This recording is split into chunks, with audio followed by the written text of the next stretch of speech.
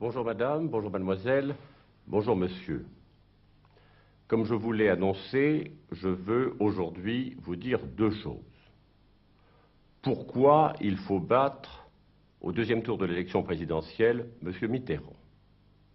Et comment, avec votre aide, je compte battre monsieur Mitterrand au deuxième tour de cette élection? D'abord, pourquoi faut-il battre au deuxième tour monsieur Mitterrand? Je sais qu'il y a des personnes qui considèrent la vie politique comme un combat de gladiateurs et comme des affrontements de personnes. Ce n'est pas ma façon de voir. Si je vous dis qu'il faut battre M. Mitterrand au deuxième tour de l'élection présidentielle, ce n'est pas parce que c'est François Mitterrand. C'est parce qu'il est le candidat du programme commun socialo-communiste. Ce programme commun, qu'est-ce que c'est? Ce n'est pas une œuvre de jeunesse. C'est un document qui a été longuement préparé et signé l'année dernière. Comment s'appelle-t-il? Programme commun de gouvernement, ce qui veut dire qu'il est fait pour être mis en œuvre. Et quelle est la société qu'il propose? C'est le collectivisme autoritaire. On commence naturellement par un peu de collectivisme, et puis on termine par un régime autoritaire. On le termine ainsi nécessairement parce que c'est la loi de ce système. Or, je sais que vous qui m'écoutez, salariés, commerçants, agriculteurs, artisans, travailleurs de toutes conditions, vous n'êtes pas partisans du collectivisme autoritaire. Et si je le dis, ce n'est pas parce que j'ai qualité pour le dire, c'est parce que vous l'avez dit vous-même. Il y a un an, au moment des élections législatives de 1973, vous vous êtes prononcé sur ce programme et vous l'avez rejeté. Je sais que certaines et certains d'entre vous ont été intéressés, peut-être ont été séduits, par une indication donnée par M. Mitterrand, lorsqu'il a dit qu'il tiendrait compte, éventuellement, de la majorité qui se dégagerait dans d'autres consultations, et par exemple, les consultations législatives. Mais alors, il faut regarder le fond des choses. Une telle attitude est tout à fait naturelle de la part d'un président si l'élection législative a lieu à sa date normale dans 4 ans. Mais si M. Mitterrand est élu au second tour, le 19 mai prochain, que fera-t-il?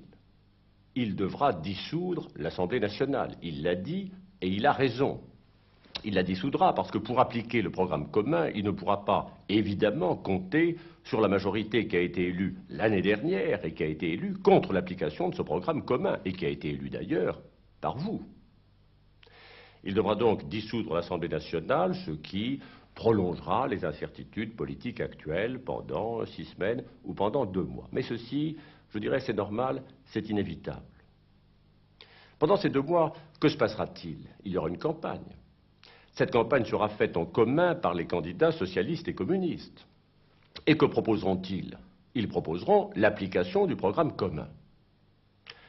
Lorsque les élections auront eu lieu, ou bien ces candidats auront gagné, et à ce moment-là, nous aurons le président du programme commun et nous aurons la majorité du programme commun, alors nous aurons en France la marche vers le collectivisme autoritaire. Ou bien au contraire, les électeurs ayant réfléchi, préoccupés, enverront une autre majorité, la nôtre, à l'Assemblée nationale. Et alors que peut-il se passer? Est-ce qu'on imagine que le président qui a été élu voici 2 mois, qui a fait campagne avec ses alliés, avec ses associés, va décider de mettre en œuvre l'autre politique, celle de la majorité qui l'a combattue et qui ne l'a pas élu? Et s'il le faisait, croyez-vous que ceux qui l'ont soutenu, croyez-vous que ces puissants alliés du Parti communiste le laisseraient faire? Nous entrerions dans cette hypothèse d'un brusque retournement, nous entrerions dans une période de désordres sociaux, économiques et politiques. Or cela, il ne le faut ni pour vous, ni pour la France.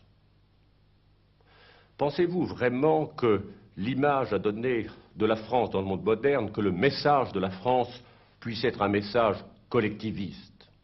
Et pensez-vous, dans l'autre hypothèse, celle du désordre, qu'il faille à nouveau donner dans le monde l'image d'une France livrée aux désordres sociaux, économiques et politiques, cette image que nous avons donnée dans le passé et qui a été si attristante et si humiliante pour notre pays. Alors je vais vous dire maintenant comment je compte battre M. Mitterrand, candidat du programme commun au deuxième tour de l'élection présidentielle. D'abord en étant le candidat de l'unité de la majorité nouvelle. Le programme commun recueillera 45-46% des voix, ceci est naturel puisqu'il l'a déjà recueilli aux élections de l'année dernière. Et il faut, dans ce cas, réunir dans une majorité nouvelle tous les autres. On ne peut pas gouverner la France de justesse. Tous les autres, qu'est-ce que cela veut dire? Il ne faut pas avoir peur des mots. Cela veut dire les électeurs, UDR, républicains indépendants, centristes de la majorité, qui ont soutenu l'action du président Pompidou. Et cela veut dire aussi ceux qui ont des propositions, une contribution nouvelle à apporter à la politique française, c'est-à-dire les électeurs centristes, réformateurs, et même les électeurs de gauche qui rejettent le programme commun. Je veux être le candidat de l'unité de cette majorité nouvelle, et je ne ferai ni ne dirai rien qui puisse compromettre cette unité si nécessaire à la veille et au lendemain du second tour.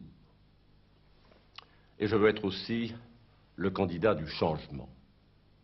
Parce que voyons les choses en face, le programme commun recueillera, je vous l'ai dit, 45 ou 46% des voix. Son candidat ne peut passer que si d'autres Français votent pour lui. Lesquels? Ce sont les Français qui se diraient, ce programme commun, il nous inquiète peut-être, mais c'est un changement et nous voulons un certain changement pour la France. Bien, je vous propose un changement, mais un autre changement. C'est-à-dire un changement qui fasse de la France un pays plus ouvert, plus libre, plus fraternel, plus juste, mais qui en même temps respecte l'initiative, la responsabilité, les droits de chacune et de chacun d'entre vous. Ce que je vous propose, c'est le changement, mais le changement sans la rupture et sans le risque.